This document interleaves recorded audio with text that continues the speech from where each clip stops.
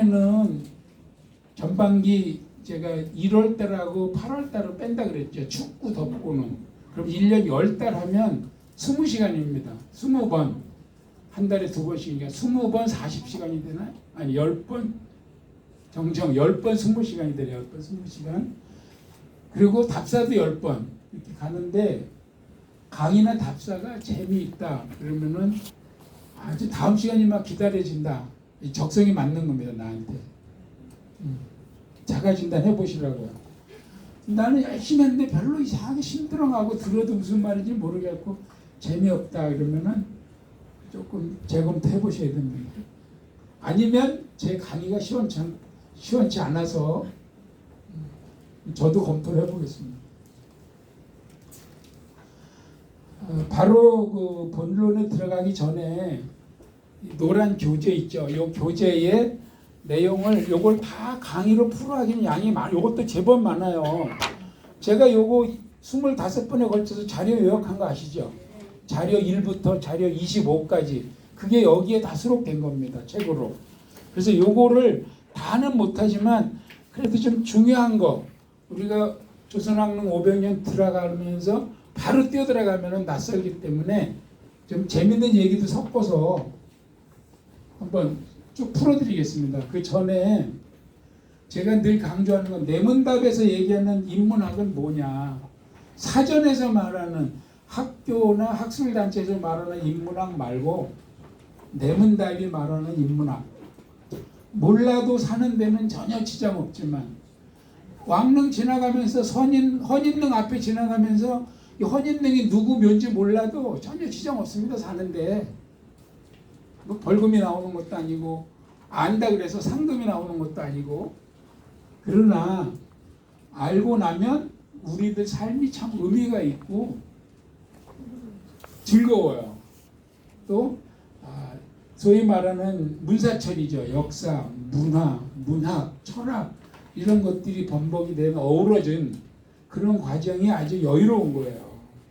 또 그걸 투게더 나 혼자가 아니라 같이 공유하고 실제로 가보는 거지. 현장에 가서 내 눈으로 보고 내 손으로 만져보고 내 발로 밟아보고 이렇게 하는 것이 뜻깊다. 저희들은 수차 얘기하지만 학술단체도 아니고 학위를 주는 단체도 아닙니다. 단지 친목 답사 모임인데 생각보다 건질 게 많다. 이렇게 보시면 됩니다. 그 교재에 있는 걸 제가 조금 압축해서 몇 가지 이렇게 두서없이 좀 얘기해 보겠습니다. 조선시대에 왕과 왕비는 몇 명이 있었을까? 왕은 총 27명이 있었다. 우리가 그렇게 알고 있죠. 고종이 27대니까 거기에는 폐위가 쫓겨난 왕이 둘 있죠. 연산군하고 광해군 포함해서 27이다. 까지는 초등학생 우리 손주도 알아요. 걔도 지금 태정태세 문단세 외우고 다니더라고. 4학년인데 왕비는 몇 명 있었을까? 이거는 바로 쉽게 되는 사람 없어요. 거의 없어요. 왕비는 40명입니다. 40명인데 여기 쫓겨난 임금의 왕비 둘 포함해서 근데 남편 때문에 쫓겨난 왕비 말고 혼자 쫓겨난 왕비가 둘이 더 있어요. 그죠? 장희빈하고 폐비윤씨 둘이 더 있어서 쫓겨난 왕비는 총 4명이다. 그래서 이 왕 27명과 왕비 40명의 왕릉이 44개가 있는데 북한의 2개는 세계유산에서 빠졌습니다. 북한에 있는 2개는. 그래서 42개인데 쫓겨난 임금 둘은 묘예요. 능이 아니고. 능으로 부르지 않습니다. 왕이 아니기 때문에. 그래서 세계유산에 등록된 건 40개다. 저 40개를 저희들이 1년 동안 다 찾아보는데 40개만 찾아보면 큰 문제 없어요. 너무 시시해 사실은. 왜냐하면 40개가 있는 게 아니고 동구릉 가면 9개 있고 서울릉 가면 5개 있고 그러기 때문에 40번을 가야 보는 건 아니에요 사실. 근데 왜 1년 하느냐 그 뒤에서 이제 얘기할 겁니다. 그런데 재밌는 것은 사실은 왕과 왕비가 9명이 더 있다. 이 얘기 해주니까 저희 손주놈도 깜짝 놀라더라고. 더 있냐고. 9명씩이나 그것도 더 있다. 나중에 자기 아버지를 올려서 5명의 왕이 됐고 이성계의 4대조가 쭈루룩 왕이 됐죠. 그래서 9명의 왕이 더 있습니다. 조선 왕조에는. 사실은 정확히 말하면 왕이라 부르는 이라고 표현하는 게 맞겠죠. 그죠? 아무튼 9명이 더 있는데 아버지를 올린 5명까지는 세계유산에 들어갔어요. 그리고 이성계 조상 4명은 들어가진 않았고 이 4개 역시 다 북한에 있습니다. 함흥 지역에. 그래서 우리가 쉽게 볼 수는 없습니다. 그래서 우리는 요 9명까지 포함해서 40개입니다. 다. 각종 데이터를 한번 쭉 정리를 해봤습니다. 그냥 재미 반, 호기심 반으로 가장 짧게 있었던 임금은 누구냐? 인종 9달 있었습니다. 9달. 채 1년도 못 있었고, 그럼 가장 길게 있는 사람은 영조 51년 7개월, 52년 있었던 거죠. 그 당시 임금들은 52년 살기도 힘들었는데 저 양반은 살기는 83세 최장수입니다. 최단명한 임금은 단종 17. 단종은 죽였죠. 그냥 자연사한 게 아니고 죽임을 당했습니다. 부인을 많이 둔 왕은 누군가? 이게 흥미로워서 찾아봤거든요. 화가 나더라고요. 정종 11명, 태종 12명, 성종 12명, 중종 10명, 고종 10명, 선조 10명. 열이 기본이야. 근데 아예 부인이 없었던 왕도 있어요. 문종. 문종은 부인이 없습니다. 세자 때 세자빈이 단종을 낳고 죽고 왕이 되고 혼자 호래비로 있었어요. 제일 좀 쓸쓸한. 이 부인이라는 것은 후궁을 포함하거든요. 후궁까지. 그러니까 조선왕조 실록에 정식으로 기록된 후궁. 기록도 안 된 기타 등등은 알 수도 없죠, 사실. 근데 기록된 후궁까지를 부인으로 보는 겁니다. 근데 정궁 말고 후궁을 두지 않았던 왕, 단종. 뜻밖의 세조가 후궁이 없어요. 세조. 후궁 없습니다. 현종, 경종, 순종. 후궁이 아예 없었습니다. 왕비 중에서 자기가 낳은 자식에서 왕이 둘이 나온 왕비. 그러니까 왕을 둘 낳은 왕비가 태조비. 그 다음에 세종비. 둘은 자기 소생에서 왕이 둘 나왔습니다. 기억나죠? 떠오르죠? 그러면 바로 누군지? 그 다음에 후궁인데 왕을 낳은 후궁은 7명이에요. 그 7명은 다 칠궁에 모셔져 있습니다. 그죠? 그래서 칠궁입니다. 왕비를 배출한 가문을 보니까 청주 한씨가 6명으로 제일 많습니다.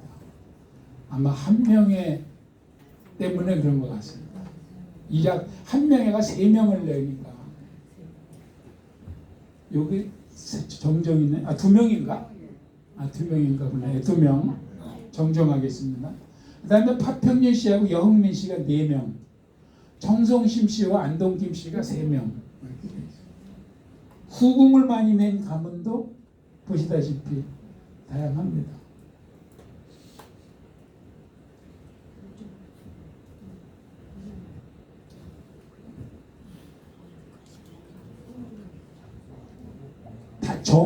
정비가 자식을 낳지 못한 정비. 정종, 단종, 인종, 경종, 영조, 정조, 혼종, 순종. 정비가 자식이 없습니다. 여기서 이 녹색을 찍은 사람은 후궁도 자식을 못 낳은 왕입니다. 정궁뿐이 아니라. 그러니까 녹색 아닌 사람은 후궁은 자식을 낳은 거죠. 정비 중에서 자식을 제일 많이 낳은 사람 세종대왕 부인하고 8남 2녀 10명 낳습니다. 성종비 7남 3녀 막상막하죠. 자식이 많은 왕은 제가 도표로 그려봤어요. 29명 태종, 28명 성종, 25명 선조, 20명 이상만 보겠습니다. 중종 20명. 대단합니다. 짙은 거는 정궁소생, 흐린 거는 후궁소생입니다. 아들로만 보면 세종이 제일 많고 성종, 정종. 딸로만 보면 태종이 제일 많습니다. 중요한 데이터는 아닌데 조선 왕조 500년 역사를 쭉 압축하다 보면 가끔 궁금할 때가 있어요. 그래서 제가 데이터를 뽑아봤습니다. 혹시 오류가 있으면 저한테 알려주시면 제가 사과하고 정정하겠습니다. 지금 저희들이 만나보려고 하는 조선 왕릉 40기는 우리나라의 15개의 세계유산을 등재된 걸 가지고 있는데 10번째 등록된 겁니다. 2009년도에 우리나라 10번째 세계유산인데 재미있기는 이게 등재된 날짜가 2009년 6월 27일 날 세계유산 회의에서 통과가 됐거든요. 그날이 이성계가 돌아간 날이에요. 그 돌아간 날을 양력으로 환산하니까 그날이에요. 그래서 세상사는 저절로 되는 것 같지 않다. 이성계가 돌아간 날 조선왕릉이 세계유산이 됐다. 세계유산은 어떠한 평가를 받는지를 저 책자에 상세하게 써놨습니다. 조형 예술적인 가치도 있고 풍수에 대한 그런 가치도 있고, 근데 모든 일은 반전이 있어요. 우리가 생각할 때 풍수를 따지면 이 대한민국 반도 땅에서 왕릉이 제일 풍수 좋은 자리에 있어야 되잖아요. 왕이 죽으면 자리니까. 근데 그 안에는 모략의 풍수가 있습니다. 모략의 풍수. 죽은 왕을 흉지로 몰아넣는 거예요. 흉지로. 그 사람의 후열들이 공덕을 받지 못하도록. 그런 모략의 풍수도 있어요. 그래서 지금 40기 왕릉이 다 최고의 명당 자리에 있다? 천만의 말씀. 그래서 그런 것까지 알아보는데 제가 우리 답사 모임 하면서 처음에 얘기한 거 있죠. 우리 모임은 풍수지리는 논하지 않는다. 풍수지리는 그냥 풍수지리 얘기하는 데 가서 들으시라. 다만 이렇게 모략의 풍수가 존재했다. 역사적으로. 그래서 재밌는 거예요. 그 풍수 영화도 있죠. 그 왕 자리에 안동김 씨 명당인가 자기 묘를 쓰고 그런 게 있어요. 근데 믿거나 말거나. 드라마 보고 와서 저한테 따지시면 안 됩니다. 그 다음에 기록문화, 각종 의궤나 이런 것들이 대단한 거예요. 의궤만 펼쳐보면 어떤 과정과 절차로 왕릉을 만들었는지, 그 안에는 무엇을 묻었는지 하나. 도굴이 없어요. 조선 왕릉은. 그래서 파볼 필요가 없어요. 발굴도 없어요. 도굴 딱 2개 당했어요. 그때 임진왜란 때 선정릉. 선정릉은 사실 시신이 없습니다. 지금 일본군들이 파헤쳐가지고. 그 다음에 600년을 끊기지 않고 온, 사실은 끊겼죠. 일제강점기 때 끊겼지만 그건 만부득이한 일이고 600년 내내 이어온 제례, 제향, 그것이 현재도 전주이시 대동종회학원에서 각 능마다 날짜가 다 나와 있습니다. 제가 그 해마다 전주이시 대동종회학원에서 책을 만들어요. 네, 그래서 2023년도께 이달 말에 나올 거예요. 제가 예약을 해놨어요. 나오는 대로 한 권씩 나눠드리면 아주 많은 참고가 됩니다. 그 내용도. 날짜도 필요하고 절차, 무슨 뜻인지 그런 게 다 나와 있습니다. 그래서 우리가 능 40기만 보는 게 아니라 능이 되지 못한 원은 세자나 왕을 낳은 후궁이나 이런 사람들은 원에 묻히죠. 그래서 능, 원, 묘가 그 차이가, 등급의 차이가 있는 겁니다. 원도 못 되는 건 묘죠, 묘. 그래서 지금 많은 사람들이 뭐라 그래요? 국립현충원 이름 잘못됐다는 겁니다. 이게 원이잖아, 원. 현충원. 북한은 뭐라 그래요? 혁명열사능 그러거든요. 능이라고 그런다고, 북한은. 북한은 나라 유공자들 묻은 자리를 능이라 그러는데 남한은 왜 나라 유공자들 묻은 데를 원이라 그러느냐. 이거 몰라서 이러느냐. 우리도 능이라고 그래야 된다.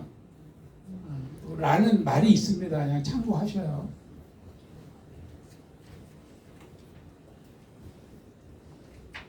그 다음에 잘 먹었다 안 먹었다 합니다. 재밌는 거. 왕릉은 아쉽게도 내가 내 자리를 잡는 게 아니고 내 뒷사람이 잡습니다. 후임자가. 그래서 내 마음대로 들어가지 못합니다. 내가 아무리 잡아놔 봐야 거기 들어가지 못합니다. 자기가 잡아놓고 들어간 사람 거의 없습니다. 그래서 우리가 말하는 왕능이란 여기서 능 최상급이죠. 묘에서 우리가 능이라 그러면 누가 묻혔는지를 아는 왕의 무덤입니다. 근데 생각보다 우리나라는 이 땅에 삼국시대부터 고려, 조선이 쭉 이어져 오는데 다 알고 있나요? 사실은 삼국시대나 통일신라 이후 알지 못합니다. 누구 능인지. 신라시대 그 많은 하다못해 선덕여왕 능, 정확히 말하면 선덕여왕 능으로 추정되는, 이게 정확한 표현입니다. 확실하지 않습니다. 그래서 전할 전자를 써서 전해지는. 거꾸로 봅시다. 조선은 다 알아요. 누군지. 고려는 문헌상에 87기라고 나오는데 존재하는 건 58기고 이름만 전하는 게 29개예요. 어디 있는지 몰라. 고려만 해도 벌써. 그러면 통일신라는 성덕왕, 경덕왕, 헌덕왕, 흥덕왕까지는 대략 그래도 확실시 돼요. 왜냐하면 비편, 비석 쪼가리 같은 게 나오거나 기록에 일치되는 게 있어서 거의 확실시 되거든요. 또 신라시대가 무열왕릉, 문무왕, 수중릉 뭐 이런 건 기록에 명확히 나와 있거든요. 근데 무열왕릉은 그 앞에 비석도 서 있고 나머지는 전할 전자를 써야 됩니다. 그래서 그 구영왕릉도 있죠. 옛날 가야 마지막 임금 거기도 가보면 전 구영왕릉, 구영왕릉이라고 전해지는 이렇게 표현해야 되거든요. 그 전자를 잘못 쓰면 한자를 안 배우니까 전 구영왕릉은 후 구영왕릉은 어디냐 또 이런다고.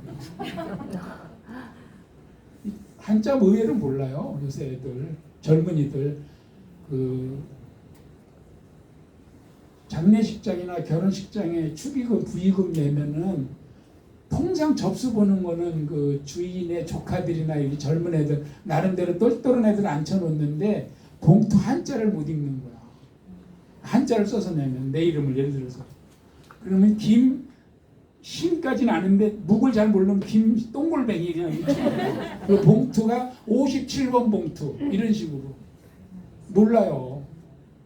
그러니까 이게 그리고 그냥 우리가 잘 아는 한자로만 해석한다고. 그래서 구례구역 있죠. 구례에 가면 역 이름이 구례구역이야. 구례역이 아니고 거기 가서 구례신역은 어디냐고 물어보는 사람이 있어요.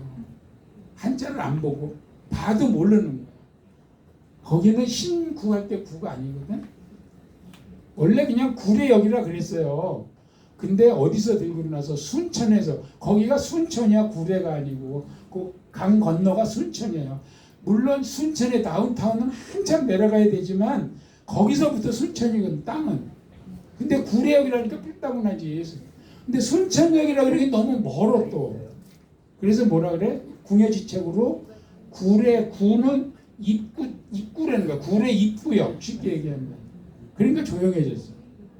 옛날에는 지리산 갈 때 다 거기서 내려가지고 거기서 택시 타고 3명씩 4명씩 올라갔거든요. 그런 한자로다가 해석을 안 해보면 모릅니다. 지금 이것도 다 전으로 해야 맞습니다. 특히 삼국시대 넘은. 그래서 무령왕릉 발견했을 때 대박이라 그런 거잖아요. 지석이 나왔잖아. 지석. 그걸 하루도 안 돼가지고 발굴 끝내서 가장 졸렬한 발굴이 되고 말았지만 아무튼 그 다음에 총이라고 부르는 거는 누가 묻혔는지 모르는 거예요. 뭐 무용총, 금관총. 그러니까 금관이 나와서 그냥 금관총, 누구 무덤인지는 몰라. 능주, 그 능의 주인을 모르는 거예요. 그걸 총이라고 합니다. 천마총, 뭐 천마가 그려져 있어서. 그 다음에 고분, 이거 그냥 오래된 무덤. 아직 뭐가 들었는지도 몰라. 절개, 이거를 안 해서, 발굴을 안 해서. 더더군다나 우리는 남북으로 나눠져 있어서 북한 쪽에 있는 고구려나 고려에 관해서는 잘 알지도 못하고 북한에서 발표해도 신빙성이 없죠. 왕건묘다 하고 막 대대적으로 하는데 맞는지 틀리는지 솔직히 좀 그래요.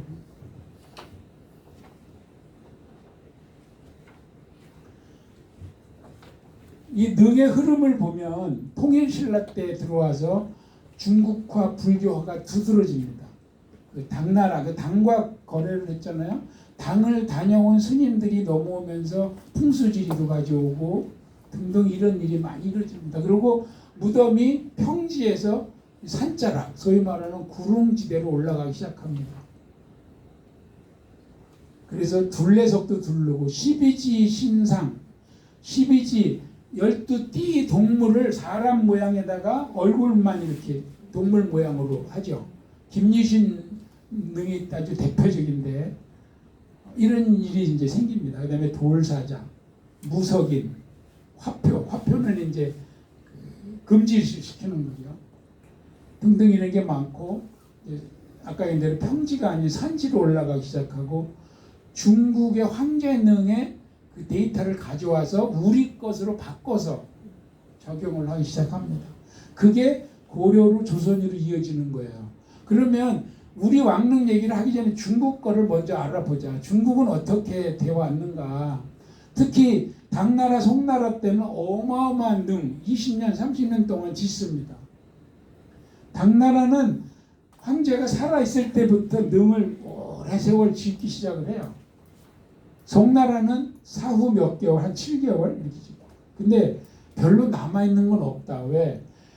어느 왕조가 바뀌면 전임 왕조 거를 철저하게 파괴해버리는 거예요. 그래서 요 나라에 관계된 거는 금나라가 파괴하고, 금나라에 관계된 건 명나라가 파괴하고, 이런 식으로. 그래서 중국에도 왕조별로 온전하게 남아있어서 가볼 만한 거는 몇 개 되지 않습니다. 특히 원나라 같은 경우 몽골족이잖아. 우리가 몽고 갔다 온 분들이 많은데 여기는 또 몽골족 그 유목민들 특성이 있어서 그 사람들 특유의 장례 풍습이 그 거대한 원제국이 돼도 변하지 않는 겁니다. 능침이라는 게 없어 이 사람들은. 지구상 가장 큰 나라를 일으켰다는 징기스칸이 어디 묻혔는지 지금 몰라요. 그거 찾으면 대박인데. 진시황릉도 지금 어마어마하잖아요. 징기스칸은 얼마나 크겠어. 근데 아무도 어디 있는지 모릅니다. 제가 들은 전설 같은 얘기는 뭐냐면 몽골족들은 유목민이니까 풀이 나고 죽는 것 따라서 이동하거든요. 그 넓은 초원을. 그리고 움직이는데 그 모래 폭풍이나 바람에 의해서 지형이 갔다 오면 옛날 지형이 남아있지는 않는 거예요. 묘를 써도 떠나서 1년 뒤에 돌아오면 그 묘가 남아있질 않는 겁니다. 그래서 어떻게 쓰느냐. 징기스칸 묘를 이렇게 썼다는 전설이 있는 것이, 그러니까 평장을 합니다. 평장. 징기스칸이 죽어서 원제국 초대 황제잖아요. 묻었어. 그리고 봉분을 만드는 게 아니라 평장을 해. 평평하게. 평장을 하는데 여기가 징기스칸이 묻힌 곳이다를 표시를 안 하고 어떻게 하느냐. 막 새끼를 난 말을 데리고 옵니다. 그래서 그 어미말 앞에서 새끼를 죽인대요. 그러면 어미말이 미쳐서 날뛴답니다. 그 앞에서 죽이면. 그리고 1년 뒤에 그 말을 데리고 오면은 그 말이 그 자리에 오면 난리가 난답니다. 그 말이. 아 그럼 여기구나. 그래서 거기서 제사를 지낸다. 는 전설이니까 취하지 말고. 하여튼 그런 전설이 있습니다. 유목민들 우리 상상을 초월하는 그런 전통이 있겠죠. 그래서 명나라, 청나라 근래 가장 중국의 후대 왕조인 명나라, 청나라와 우리 왕릉제도를 비교해 보면 조선 왕릉은 물론 동구릉, 서호릉, 서삼릉 이렇게 그룹이 모여 있긴 하지만 그래도 적절히 분산이 돼 있다. 동서남북으로. 왜냐하면 명청은 그냥 13능 이렇게 모여 있는 거야. 그쪽에. 거기 가면 능이 다 있는 거야. 그 나라의 능이. 아니면 청나라는 동능, 서릉에서 능구, 그쪽 에어리어는 능구야. 능구. 다 모여 있다는 그런 특성이 있죠. 또 왕은 안 했지만 아까 아홉의 왕이 추존이 됐다 그랬잖아요. 왕은 안 했지만 추존, 나중에 받들어 올리는 거예요. 그것은 중국이나 조선이나 같은 전통이 있었다. 그 다음에 수릉은 뭐냐면 내가 살아서 내 묘자리 보는 거예요. 그걸 살아있을 때 그 예건, 미리 하는 거죠. 미리 건축하는 거죠. 그것은 명청이 주로 그렇게 했고 조선은 사후에 살아서 묘를 써는 건 없다. 임금의 경우. 그래서 천자는 7일 2빈이요. 7일 염을 하고 7월 2장이요. 7개월 장례를 치르고 제후는 우리나라 조선은 제후에 들어가는 거죠. 5일 2빈이요. 5월 2장이다. 5일 염을 하고 5개월 장례를 치른다. 이런 법도를 하는데 미리 하지 않는다. 이 5개월 동안에 하는 거예요. 근데 우리나라만 가지고 있는 특징은 뭐가 있냐? 천장이 있어요. 천장. 능을 썼는데 그 자리가 안 좋다는 말이 계속 나오면 능을 옮깁니다. 능을 옮기는 게 더러 제법 있어요. 조선 왕릉들은. 요거는 우리나라만의 특징이에요. 천장, 옮기는 것. 그 다음에 능의 이름은 명나라 같은 경우는 황제능만 이름이 있어요. 그 비빈들, 처첩들은 분이나 분원, 분소 이렇게 불러요. 무슨 능이라고 안 하고. 그 다음에 청나라는 원침이라고 그래서 뒤에 제가 그림을 하나 보여드릴 건데 아주 딱 그룹을 해가지고 다 모아. 우리나라는 국왕도 능이고 왕후도 능이야. 우리나라는. 다만 국왕하고 왕후가 같이 계시면 이름을 따로 안 줘. 근데 왕비 혼자 있으면 능 이름을 따로 가지고 있어요. 고려까지는 국왕하고 왕릉이 같이 있어도 이름을 따로 있었어.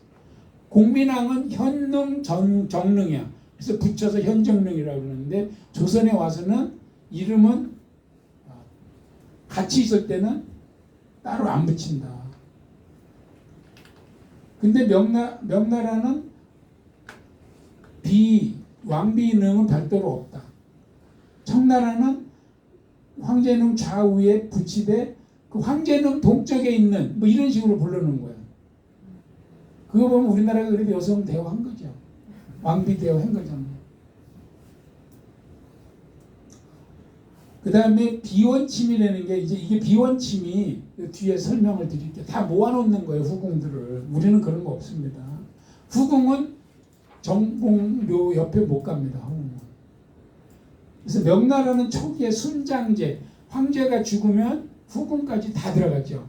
근데 저때 순장은 옛날 원시 때 순장같이 강제로 죽여서 파묻는 게 아니라 황제는 어마어마하게 커요. 능 안에서 살게 하는 거야. 능 안에가 생활 공간이 되는 거야. 산후궁들은. 그런 개념의 순장이었고, 그 다음에는 이제 순장제도가 없어져요. 명나라도. 그래서 죽으면 나중에 옆에다가 묻습니다.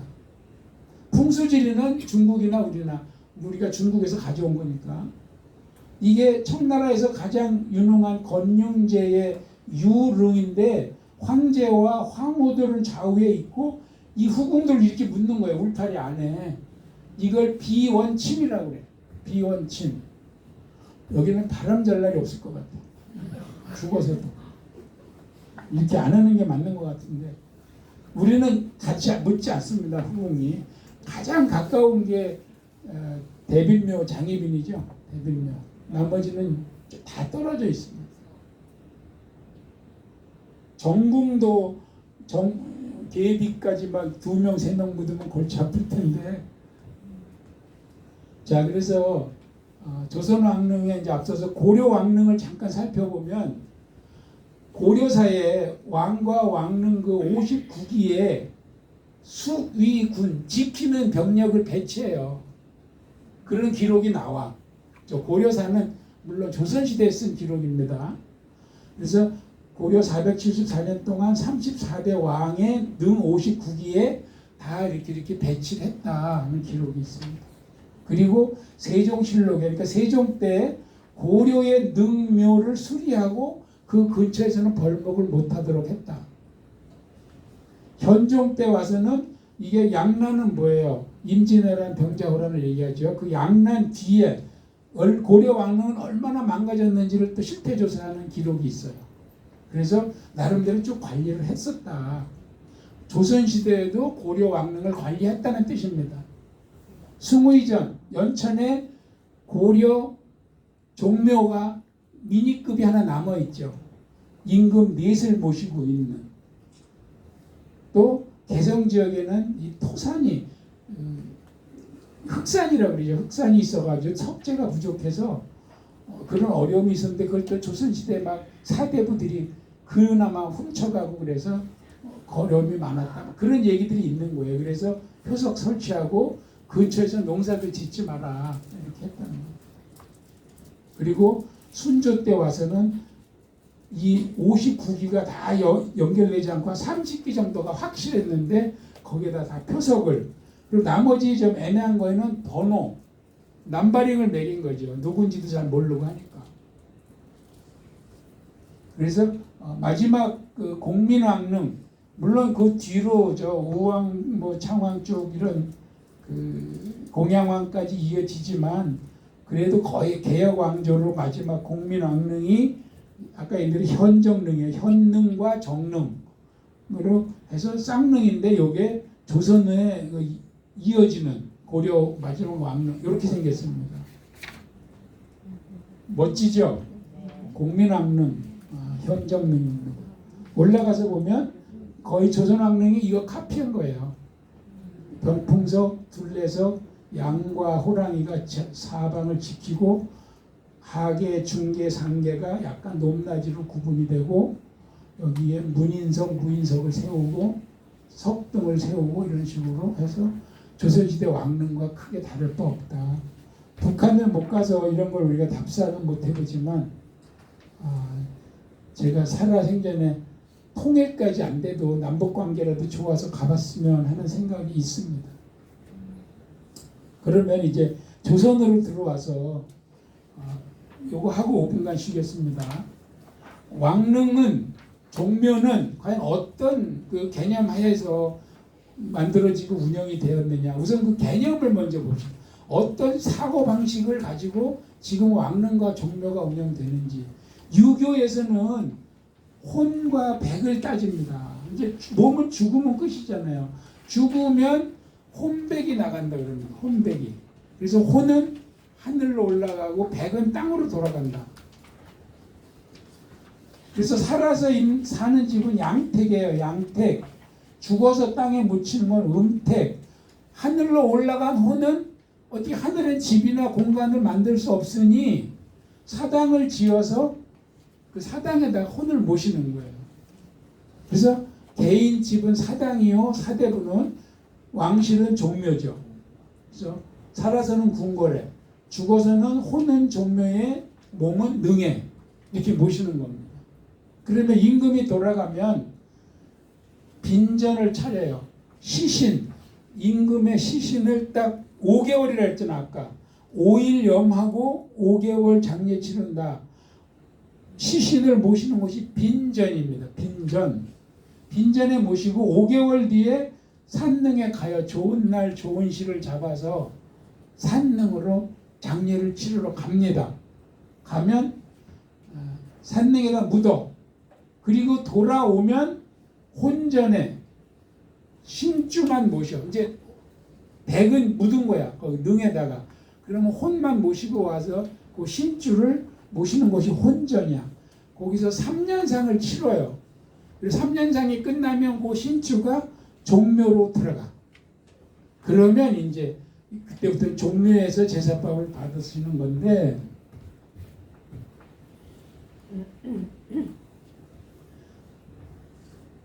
빈전에 있다가 산릉에 갈 때 관을 들고 가면 이 능을 만들고 들어가는 자리를 파놨을 거 아니에요. 그 옆에 임시 막을 지어놔. 그게 길유궁이라고 이제 이름을 지은 거예요. 임시 가자마자 바로 못 넣잖아요. 딱 스탠바이 하고 이제 예식에 의해서 절차에 의해서 관을 내리는데 거기가 길유궁이야. 그때는 뽕나무로 신주가 2번 바뀌는데 처음에는 뽕나무에다가 이렇게 써요. 누구누구 신이 해가지고 그래서 다 묻고 장례가 끝나면 그 신주만 뽕나무 신주만 궁으로 다시 복귀하는 거예요. 궁으로 와서 그래서 요 혼전에 모신다고. 그리고 우제를 7번 지내. 지금 평상시에 우리는 지금 다 간소화돼서 3우제만 하잖아요. 원래는 초우제, 중우제, 3우제 3번 하는 거예요. 원래는 이 우리 일반인들도 궁에서는 7번. 우제는 돌아가신 임금의 혼이 돌아가신 첫날 이튿날 아직 자리 못 잡고 정신없고 우왕좌왕 상주들 마찬가지. 그래서 지르는 제례거든요. 그리고 7번 우제를 치르고 나면 졸곡제. 이제 저 때까지는 아침 저녁 곡을 하거든요. 우는 거와 곡은 다르죠. 곡은 그 리듬이 있고 저희가 있어요. 그래서 옛날에 보면은 누가 문상하면 그냥 어이 하는 그건 곡이야 곡. 근데 졸곡 하면 그 뒤로는 곡도 안 해요. 그냥 상식만 올리지 아침 저녁. 그리고 3년상을 지냈는데 돌아간 지 1년 되는 게 첫 기일 소상. 돌아간 지 2년 되는 게 2번째 기일 대상. 소상 대상 치르고 2달 뒤에 담제. 담제는 뭐냐면 졸업하는 제사야. 그럼 2년 2개월이면 3년상이 끝나는 거예요. 3년을 가는 게 아니야. 3년상이라 그래서 27개월이면 탈상하는 거예요. 3년상 끝. 그러면 뽕나무로 만든 신주를 요때 소상 때 밤나무로 만든 신주로 바꿔. 그래서 그 밤나무로 만든 신주가 3년상이 끝나면 종묘로 가요. 그래서 그걸 종묘에 모셔. 그걸 부묘라 그래. 종묘에 모시는 절차를 부묘해서 모시면 그때부터 그분을 부르는 이름이 생겨. 뭐라고? 세종, 세조, 문종. 그게 묘호예요. 종묘에서 부르는 이름. 그때까지는 이름이 없어. 그러니까 살아계실 때 세종대왕님 그러고 쫓아가서 얘기하는 게 아니에요. 살아계실 때 그냥 임금님, 전하, 주상전하지. 돌아가시고 3년상 끝나고 종묘 들어가야 비로소 묘호가 생기는 거예요. 그 묘호 못 받고 오래간 사람이 있죠. 정종. 정종은 묘호 못 받았어. 우스운 거야. 최규하야 그냥. 200년 뒤에 정종 받아. 이렇게 무시당해요. 근데 재밌는 거 3년상이 끝나도 종묘에 못 가는 경우 왕비가 먼저 죽으면 종묘에 먼저 못 들어. 계속 혼전에 남아 있어. 언제까지? 임금이 죽을 때까지. 그래서 임금이 죽어서 3년상 끝나서 종묘 갈 때 따라가는. 지금 국립묘지도 똑같다 그랬죠. 우리 국립묘지에 들어가는 예를 들어서 암흑의 애국지사가 돌아갔어. 그럼 국립묘지 가잖아요. 부인이 돌아가면 국립묘지 같이 갈 수 있거든. 근데 부인이 먼저 죽어. 국립묘지 먼저 못 가요. 어디 임시로 가 있어야 돼. 가 있다가 남자 죽으면 그때 같이 와. 여자들이 좀 이건 치칠 안 그러네. 아무튼 그래 현실이 지금. 그래서 국립묘지도 부인 둘까지는 합장이 돼요. 재혼할 수 있잖아. 재혼. 부인이 일찍 죽어서. 그래서 합장이 가능해요. 국립묘지도. 그래서 재밌는 일이 많아요. 이런저런 거예요.